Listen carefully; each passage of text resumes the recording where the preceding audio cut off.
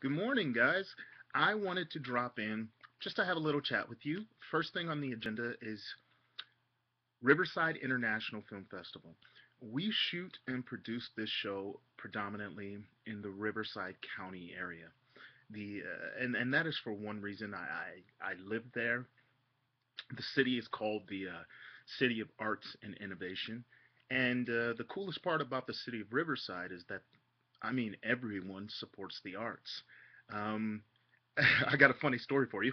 I realized I wanted to move to Riverside because I was shooting a music video in Riverside County, and we were blocking a street with no permit with a big truck, and we had a rapper on top of the truck, and I was in the middle of the street with a crane shooting, and the police pull in behind us. And we stop and we look and we know the jig is up. They get out and they look at us, and the first thing the cops say are, "What are you doing?" And I look and shooting a little music video, just trying to knock it out. And cops go, "Oh, did we ruin the shot?" And I'm like, uh, "No, no, no, we're doing pretty well." And they go, "Okay," and they hit reverse, pull out, and drive away. And from that moment, I realized 100% that I was going to move to the city of Riverside because I've never been to a place where the arts have been supported by every level of person in that city. I mean, from local businesses to the county film commission to your roommate. Everyone sees you doing something positive and they want to chip in as opposed to take out. Now, the reason why this team feels it's so important to submit to film festivals, especially Grayson, and of course soon to be Power, and just about everything else you see on this channel, is so that we can meet you. If you are in the California area, a great chance to meet us would be at the LA Web Fest, which is happening April 4th through the 6th or 8th, I believe, in Los Angeles, California, right at Universal Studios. We'll be there. I'll be passing out some goodies to any of the fans that show up. You can find information online. The next place is Riverside International Film Festival. The team will be broken up into pieces because we have two festivals happening at once. The Riverside International Film Festival opening gala is the 4th. I would go online and check out Riverside International Film Festival's website to find more information because we really love to see you there. And once again, I have all of this merch that I bought for the Indiegogo and Kickstarter, and I think I have a little bit more than I need. And if not, I mean, you guys really deserve to to know that we appreciate your support. And there's one other place. If you're in Las Vegas, April 14th or 15th. I'm sorry, I'm terrible with dates. We're going to be at the IAWTV Awards. I think you can buy tickets online. I'm going to be at NAB with most of the team and a lot of the actors. I really would love to see any of you guys who are going to be at NAB.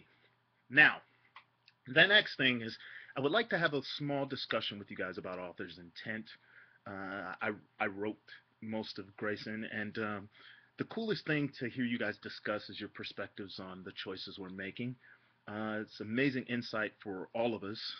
It's incredible to be able to write these episodes, hear your input, and then go back and rewrite stuff.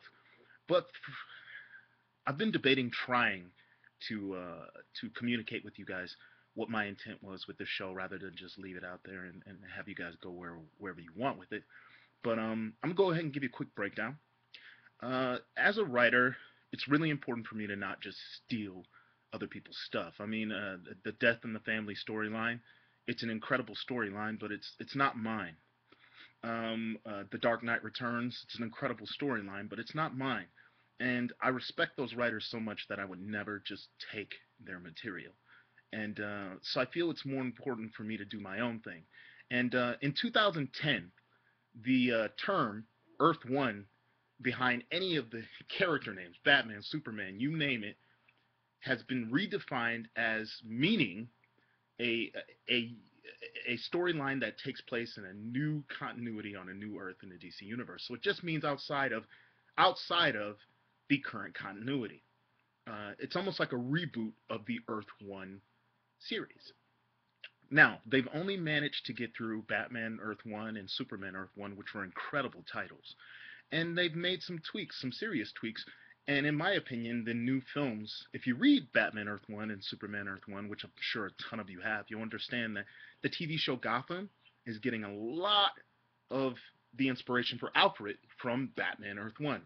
Um, uh, I'm pretty positive that they're going to do the same thing with the movie because they cast a certain type of Alfred. And then Superman Earth 1, there's some interesting aspects of that that ended up in the Man of Steel film, along with, of course, Birthright and a ton of other really great things. Those guys really, really know what they're doing. And the fact that I can sit here and tell you which comic books that they took certain things from is the reason why I'm making this show the way I am. I really don't want you to be able to get ahead of me. I want to surprise you.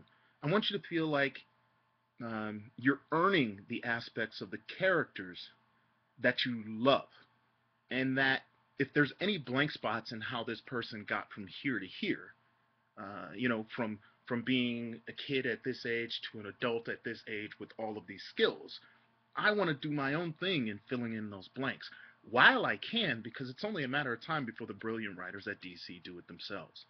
Now, um, if you want to know uh, the time frame at which I'm setting this series, um, stick around. If you don't, you want to end watching this video right now. So, Grayson Earth 1 takes place approximately 5 or 6 years after the events of The Dark Knight Returns. And in my opinion, it's kind of going toward an uphill slope toward the events of Batman Beyond. And if you watch the series and listen to the dialogue, you'll understand that I've been setting that up for a while.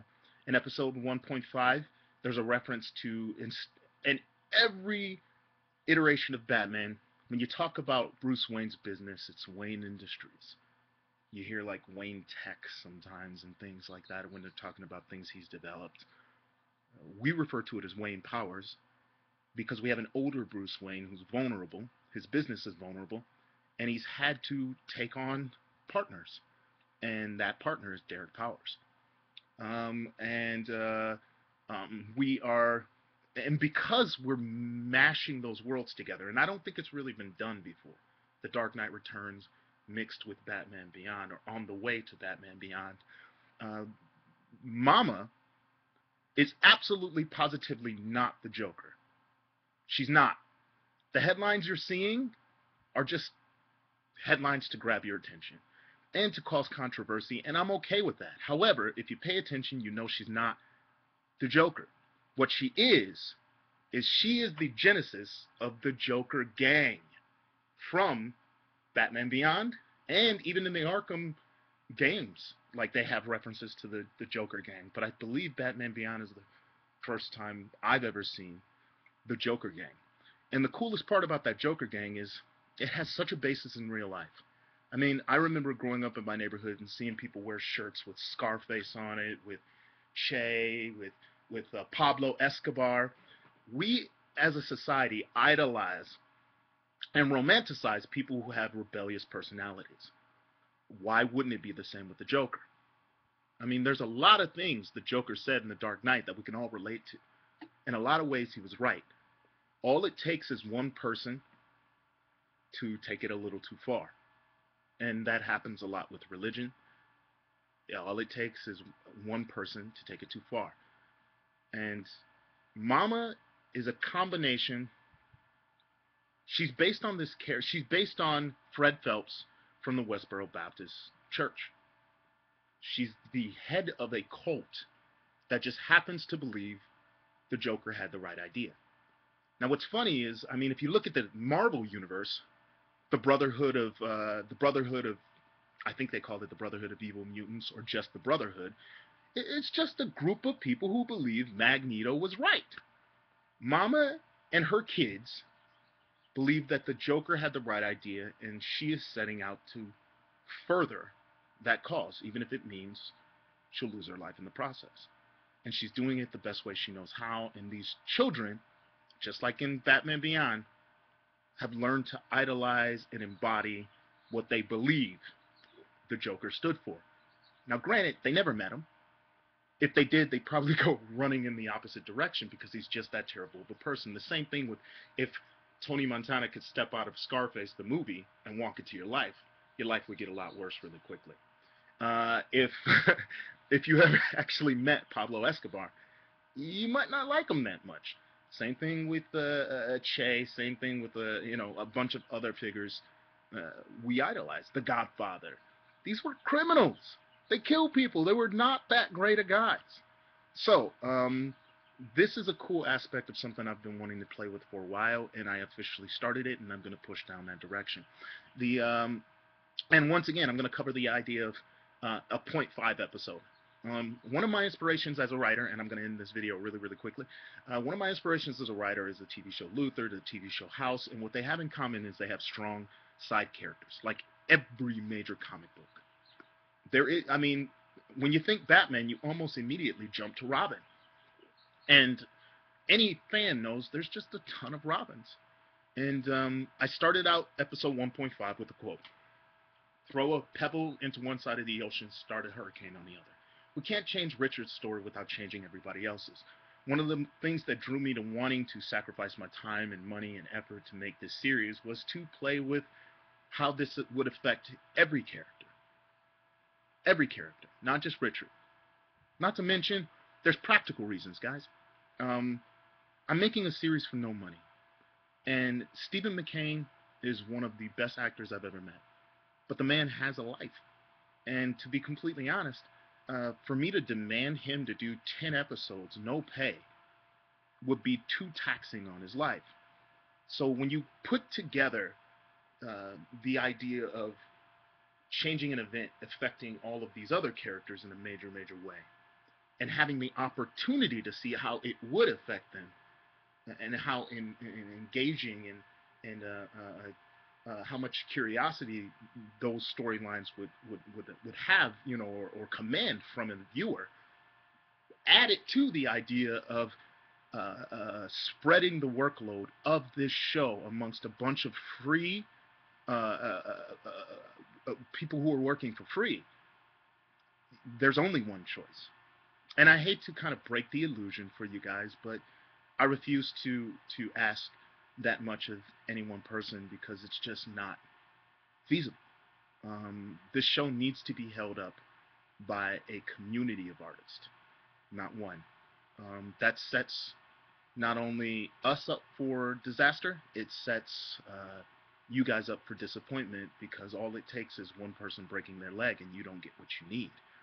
But this format that I've chosen has allowed me to, heaven forbid, if something terrible was to happen, I'm able to keep a platform through which to promote several artists. Not just one, not just two, and not just myself, for sure.